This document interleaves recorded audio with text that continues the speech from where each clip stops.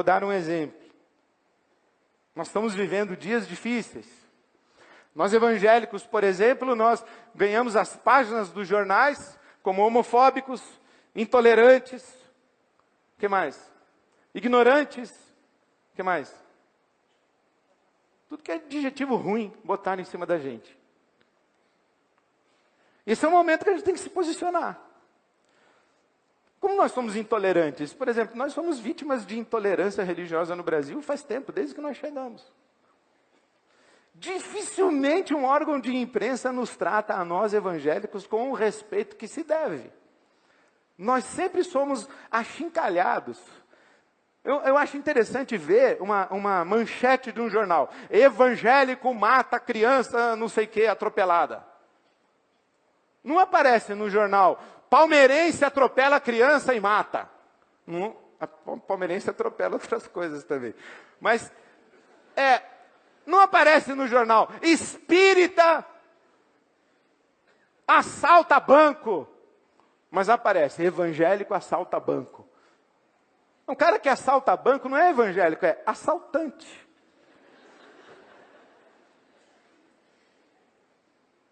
Então é interessante, nós somos alvos de preconceito. Agora, homofóbicos, a gente tem que se posicionar também. Discutir essa questão de homofobia hoje no Brasil está difícil. Muito difícil. Se você tem Facebook, Twitter, eu estou quase desistindo dessa porcariada toda. Mas é um jeito da gente se comunicar, né? Mas se você vê Twitter e Facebook, depois que a Suprema Corte dos Estados Unidos aprovou o casamento igualitário de pessoas do mesmo sexo, é um negócio impressionante. O pessoal tudo com arco-íris no avatar. Apoio, rejeição, crítica, festividade, gente soltando foguete, gente chorando. É uma confusão. O que a Suprema Corte dos Estados Unidos fez foi o seguinte: antigamente, cada estado, dos 50 estados norte-americanos, cada estado poderia escolher se faria casamento de pessoas do mesmo sexo ou não. Agora que a Suprema Corte aprovou, todos os estados estão obrigados a fazer. Nenhum deles pode se recusar a fazer, porque já é uma questão constitucional. E nós aqui no Brasil, como é que funciona para a gente? Como é que funciona para a gente? Como é que funciona para a gente quando nós pensamos sobre essa realidade do movimento e da militância LGBT? Viram a celeuma que deu na parada gay com aquela transexual que desfilou na cruz? Que confusão que deu aquilo. Como nós nos posicionamos? Como nós vamos nos posicionar quando homossexualidade não é uma coisa que está do lado de fora das portas das igrejas e muito menos do lado de fora das nossas casas?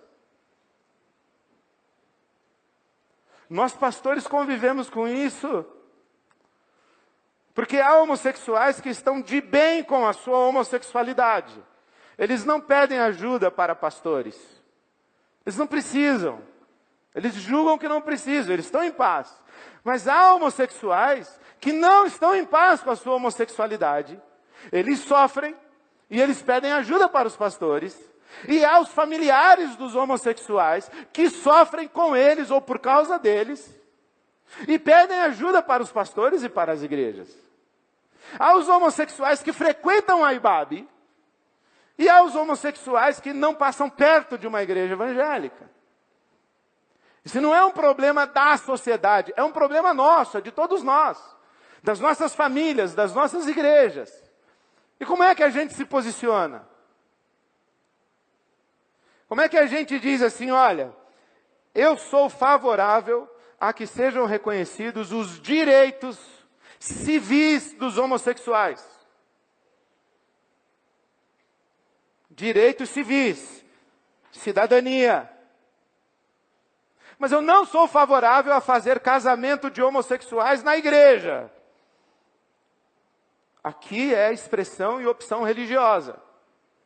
Cidadania é uma condição. Eu nasci brasileiro, sou brasileiro, minha certidão de nascimento é brasileiro, minha carteira de identidade, sou brasileiro, minha nacionalidade brasileiro e não vou mudar. Sou brasileiro. Condição.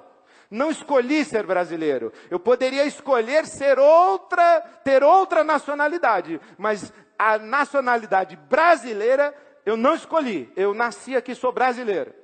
Agora, eu escolhi ser cristão evangélico. Isso aqui é escolha. Eu não posso impor sobre quem não tem escolha as escolhas que eu fiz. Eu não posso impor sobre o cidadão as escolhas que são religiosas. Porque aquele cidadão não é obrigado a ter a mesma religião que eu tenho. E, portanto, não é obrigado a ter a mesma convicção religiosa que eu tenho, a mesma ética religiosa que eu tenho, o mesmo padrão de comportamento que eu tenho. Então, eu reconheço os direitos civis dos cidadãos brasileiros que são homossexuais. E eu gostaria demais de encontrar na Bíblia Sagrada respaldo e fundamento para fazer um casamento de pessoas do mesmo sexo na igreja. Mas ainda não encontrei. E eu estou vendo que vai chegar o dia em que eu vou ter que ter coragem de que a legislação brasileira vai me obrigar a fazer. E eu vou dizer, não vou fazer. Porque fere as minhas convicções religiosas. Estado é Estado, igreja é igreja. Não vamos misturar as coisas. Mas sabe o que eu temo mais? O dia em que eu, porventura, descubra na Bíblia uma fundamentação para abençoar pessoas do mesmo sexo num casamento na igreja. Aí eu vou ter que ter coragem para assumir isso. Vai ser complicado. Quando eu me recusar, vai ser complicado, porque vão dizer que eu sou homofóbico, coxinha, intolerante, seja lá o que for. E quando eu aceitar, vão dizer que eu sou liberal, que eu neguei a fé, estou traindo o evangelho. Só que a questão não é homossexualidade. A questão é coragem. Estou falando sobre coragem. Estou dando um exemplo de um tema que a gente vai precisar ter muita coragem para tratar dentro das nossas comunidades, dentro das nossas famílias, dentro da nossa igreja.